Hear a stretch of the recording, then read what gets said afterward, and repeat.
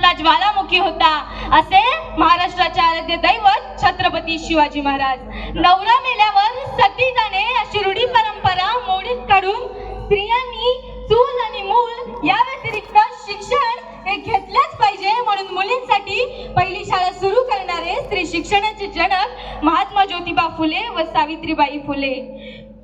तू देव नव्हतास, देवदूतही नव्हतास. तू देव नव्हतास, देवदूतही नव्हतास. तू मानवतेची पूजा करणारा खरा महामानव होतास, खरा महामानव होतास. असे गुलामाला गुलामीची जाणीव करून देणारे तुम्हा आम्हा सर्वांचे उद्धार करते. शिक्षण हे वाघिणीचे दूध आहे आणि जो तो घेईल तो गुरगुरल्याशिवाय राहणार नाही, असे महामंत्र देणारे महामानव परमपूज्य विश्वरत्न डॉक्टर बाबासाहेब आंबेडकर. त्यांच्या पवित्र विचारास व कार्यास प्रथम मी अभिवादन करते. आजच्या या जयंती महोत्सवासाठी विचारमंचावर उपस्थित असलेले प्रत्येक तरुणाचे आधारस्तंभ सर्वांचे लाडके दादा आदरणीय सुभाषदादा पवार साहेब. म्हणतात ना, कुणाचं तरी येणं नुसतं येणं नसतं तर प्रत्येकाच्या हृदयावर कोरलेलं एक लेणं असतं.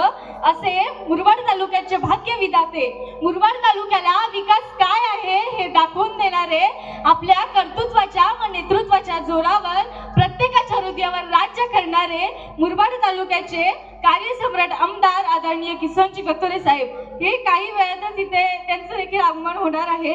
तसेच विचार मंचावर उपस्थित असलेले सर्व ज्ञानवंत व कीर्तिवंत मान्यवरास माझा मानाचा जय भीम. माझे नाव पूर्वा वैशाली दिनेश उघडे. मी माझ्या छोट्याशा मनोगतास सुरुवात करते.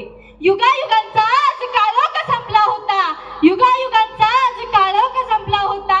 मानवतेचा महानायक प्रज्ञा सूर्य जन्माला होता, प्रज्ञा सूर्य जन्माला होता. 14 एप्रिल 1891 ला मध्य प्रदेशातील महू या गावी डॉक्टर बाबासाहेब आंबेडकर जन्माला आले.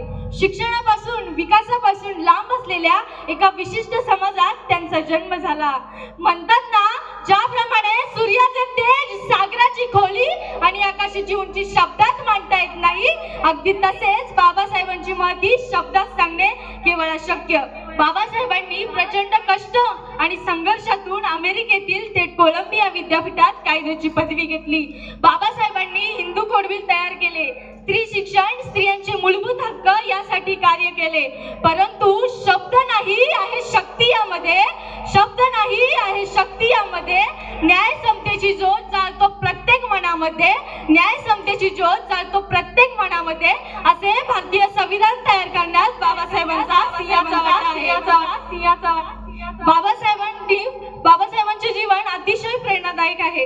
जगावं कसं, अन्यायाविरुद्ध लढावं कसं, संघर्षातून घडावं कसं आणि वादळासमोर उभं राहावं कसं, हे बाबासाहेबांनी स्वतःच्या कृतीतून संपूर्ण जगाला दाखवून दिलं.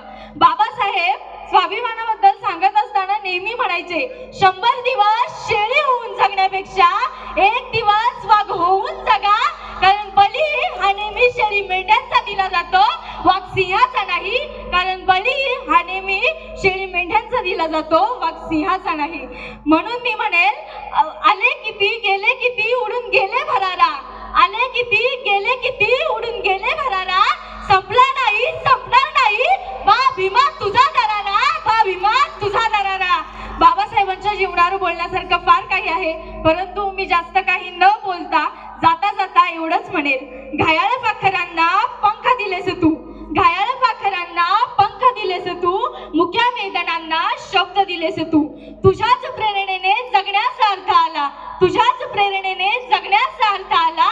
युगायुगांच्या शोषितांचा उद्धार तूच केला, उद्धार तूच केला. बा भीमा तुझ्या या लेकराचे कोटी कोटी वंदन तुझला, कोटी कोटी वंदन तुझला. इथेच थांबते. जय भीम.